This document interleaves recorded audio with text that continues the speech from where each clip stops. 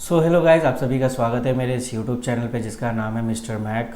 और जैसा कि आपको पिछली वीडियो में मैंने बताया कि आप मैट्रिसेस जो है आप किसी और बुक से किसी और राइटर से कर सकते हैं, क्योंकि आपके एसओएल की बुक में इतना ज़्यादा इसके बारे में नहीं दिया है, क्योंकि क्वेश्चंस थोड़े इससे हाई लेवल के आते हैं जो कि आपके एसओएल की बुक में काफ़ी नहीं है। वो बहुत ईजी मतलब ईजी क्वेश्चंस में डाल रखे, जबकि ऐसे क्वेश्चंस पूछते ही नहीं है। तो इसीलिए आप दूसरे राइटर्स की बुक लें। और दूसरा मैंने ये सजेशन किया था कि आप 5 ईयर का क्वेश्चन मतलब 10 ईयर आप लेके 5 ईयर का क्वेश्चन पेपर सॉल्व कर लीजिए मैथ्स का, आपका पूरा कंप्लीट हो जाएगा। ठीक है ना, ये पूरा कंप्लीट हो जाएगा 5 ईयर का अगर आप क्वेश्चन पेपर करते हैं। ऐसे ही मैं डिफ्रेंसीशन में चेक कर रहा हूँ कि डिफ्रेंसीशन में है क्या कुछ ऐसी चीज़ें जो आपको मुझे बतानी चाहिए। वैसे डिफ्रेंसीशन का मतलब क्या होता है? डिफ्रेंसीशन जो है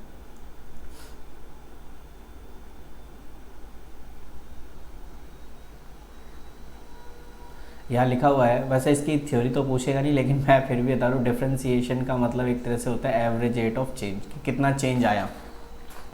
आप इसको इस तरीके से समझ सकते हैं, क्योंकि मैं थोड़ा सा यहाँ शॉर्ट में समझा रहा हूँ। इसके लिए पूरी क्लास लगती है, ये सिर्फ 1 घंटे में अगर आप या आधे घंटे में अगर आप डिफ्रेंसीशन सीख रहे हैं और कोई सिखा दे तो भाई चरण धो के पी लेना, क्योंकि ये तो सिर्फ एक तरीके से मैं आपको ज़ीरो टू हीरो वाला कॉन्सेप्ट करा रहा हूँ, वरना इसके लिए तो बहुत टाइम जाता है।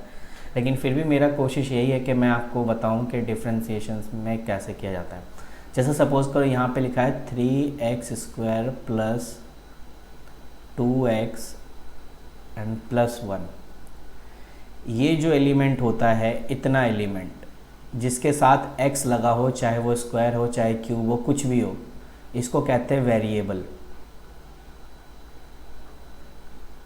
और इसके साथ x नहीं है, यानी जिसके साथ x नहीं होता, ये पूरा का पूरा वैसा ही है, इसको कहते हैं फिक्स को।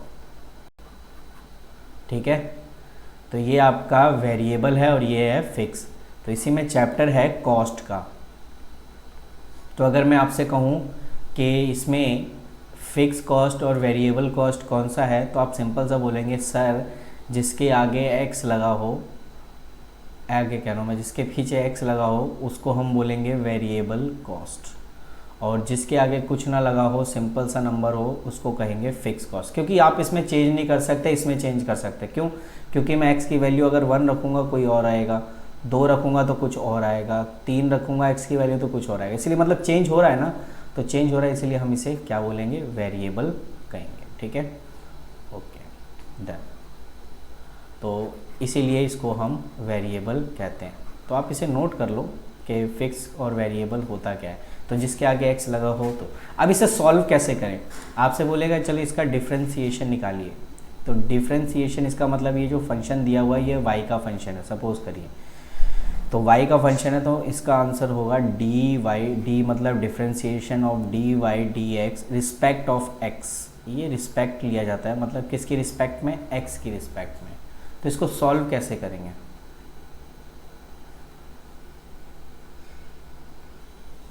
तो अगर मैं आपसे बोलूं कि अगर आपसे बोले डिफ्रेंशिएशन निकालिए इसका, तो डिफ्रेंशिएशन बड़ा सिंपल सा है। x के ऊपर जितनी पावर होती है वो आगे आके इस नंबर से मल्टीप्लाई हो जाता है। इसका मतलब अगर मैं कहूँ ये हो जाएगा 2 इंटू 3 और x, और एक कम हो जाता है, 2 में से एक कम हो गया तो कितना बचा? 1। तो एक हम शो नहीं करते, तो हम अगर मैं सिंपल से यहाँ पर x लिख दूँ, इसका मतलब इसकी पावर 1 ही है।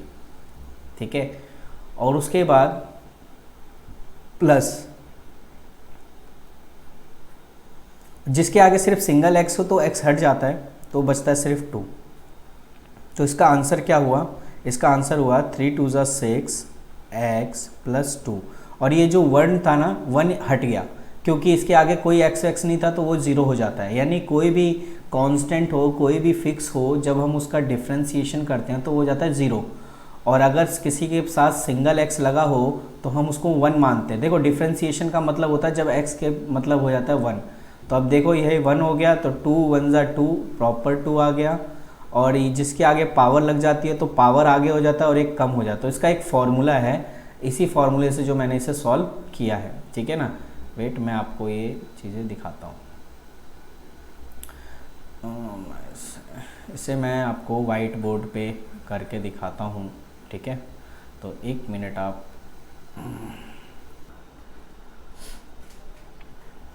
देखो, तो यहाँ मैंने आपको एक एग्जांपल समझाया है जिसमें मैंने ये लिखा है 3x की पावर 6 प्लस 7x की पावर 5 प्लस 2x की पावर 3 और प्लस 100। तो मैंने कहा जिसके साथ x लगा है, चाहे जितनी भी पावर हो, जिसके साथ x लगा है वो आपका वेरिएबल है, और जिसके साथ x नहीं लगा वो है आपका फिक्स। ठीक है, तो अगर आप यहाँ देखोगे कि वेरिएबल है तो हम इसे कहेंगे वेरिएबल कॉस्ट, और ये अगर फिक्स है तो इसे कहेंगे फिक्स कॉस्ट। तो अगर टोटल कॉस्ट आपसे बोले यानी टोटल कितना खर्चा हुआ, तो सर टोटल कितना खर्चा हुआ, जितना आपका वेरिएबल कॉस्ट था वो, और उसमें जोड़ दो आप फिक्स कॉस्ट, यानी वेरिएबल कॉस्ट में फिक्स कॉस्ट जोड़ दें तो टोटल खर्चा आ जाएगा। इसका मतलब सिंपल सा सेंस मेरे को एक तरफ से क्लियर हो गया, यानी इस क्वेश्चन से आपको पूरा चीज़ क्लियर कर दूंगा जो पेपर में पूछता है इसमें।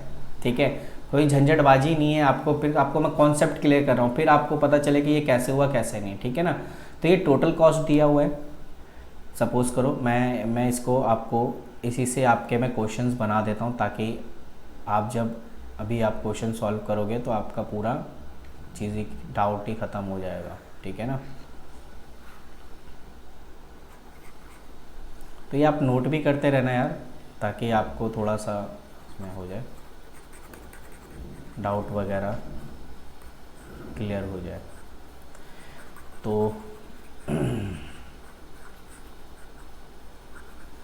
तो अब आप कॉपी पेन लेके बैठ जाओ, क्योंकि अब जो मैं बताने जा रहा हूँ वो कॉन्सेप्ट इम्पॉर्टेंट है और जो कि एग्ज़ाम के लिए ज़रूरी है।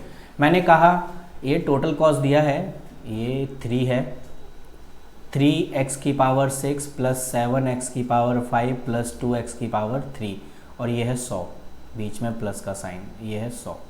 ठीक है, अब बोल रहा है, अब देखो अगर आपसे बोले एवरेज कॉस्ट निकालिए, एवरेज कॉस्ट का मतलब होता है ये जो आपका टोटल कॉस्ट है इसको डिवाइड कर देंगे x से, तो आ जाएगा आपका एवरेज कॉस्ट। अब कहेंगे टोटल कॉस्ट क्या है यार, यही तो पूरा टोटल कॉस्ट है, ये जो दिया था ये क्या है, यही तो आपका टोटल कॉस्ट है, इसी से आपका एवरेज निकल जाएगा। तो कैसे एवरेज कॉस्ट निकलेगा भाई, average cost equals to 3x की पावर 6 प्लस 7x की पावर 5 प्लस 2x की पावर 3 प्लस 100। ठीक है, और इसे डिवाइड कर देंगे पूरा का पूरा x से। जब हम x से डिवाइड करेंगे तो क्या आंसर होगा, देखो ये x, इसका मतलब ये x सबके नीचे है, मतलब अगर मैं इसको ऐसे करके लिखूं कि 3x की power 6 divide by x plus 7x की पावर 5, ये सिर्फ आपको समझाने के लिए मैं कर रहा हूँ कि एक्चुअली मैं ये कहना क्या चाहता हूँ।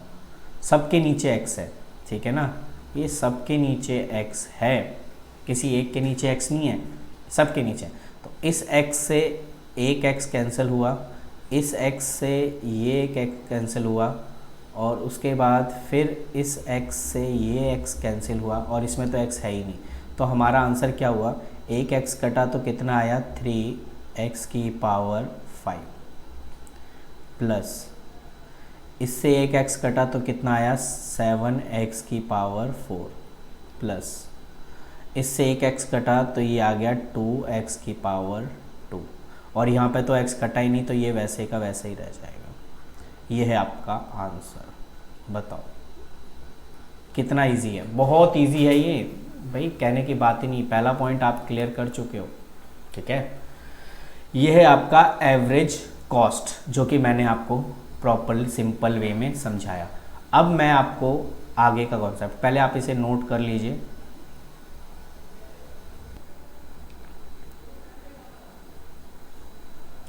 अगर इसमें बोले AVC निकालो, AVC मतलब एवरेज वेरिएबल कॉस्ट, तो इसका मतलब है आपको एवरेज निकालना है लेकिन ओनली वेरिएबल कॉस्ट का।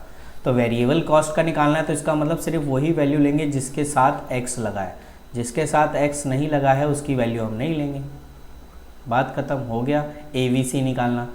तो अब हम क्या करेंगे, इसे सॉल्व कर लेंगे और ये इसे डिवाइड कर देंगे किससे, x से। तो अभी मैंने बताया था पूरा कॉन्सेप्ट, इस x से एक x कट गया तो कितना बचा 3x की पावर 5 प्लस इसमें एक x कट गया तो 7x की पावर 4, और इसमें से एक x कट गया तो 2x की पावर 2, ये आपका आंसर हो गया। ठीक है, ABC समझ में आया।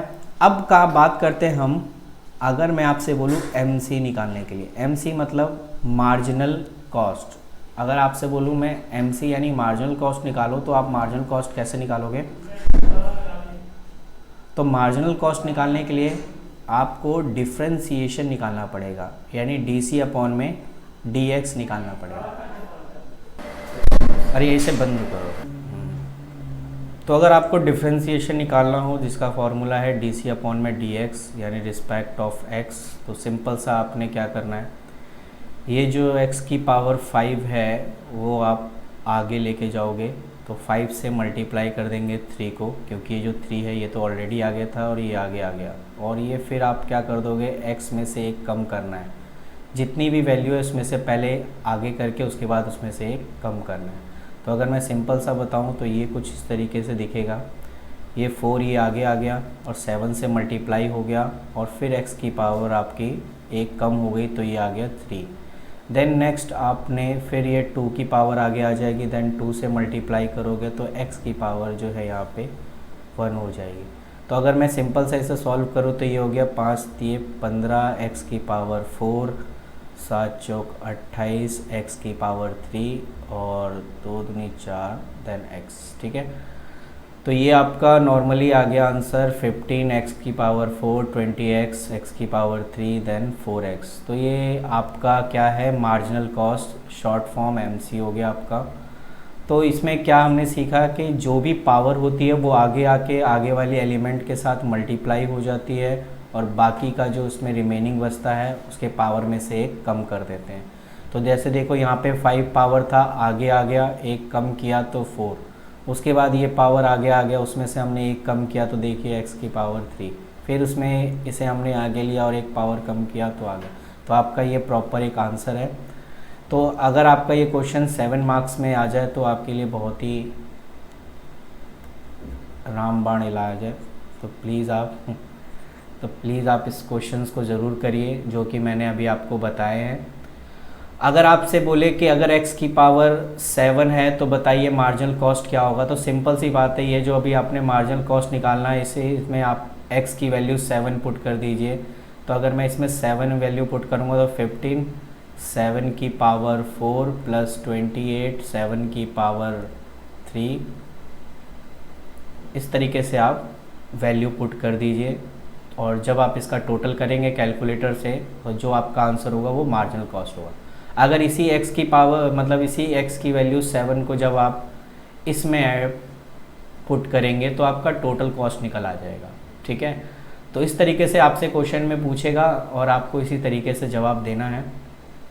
तो इसको आप आराम से इजी से एक बार आप अपनी बुक में भी ट्राई करें और SQL की बुक से तो गलती से मत करो क्योंकि उसमें क्वेश्चंस अवेलेबल है नहीं।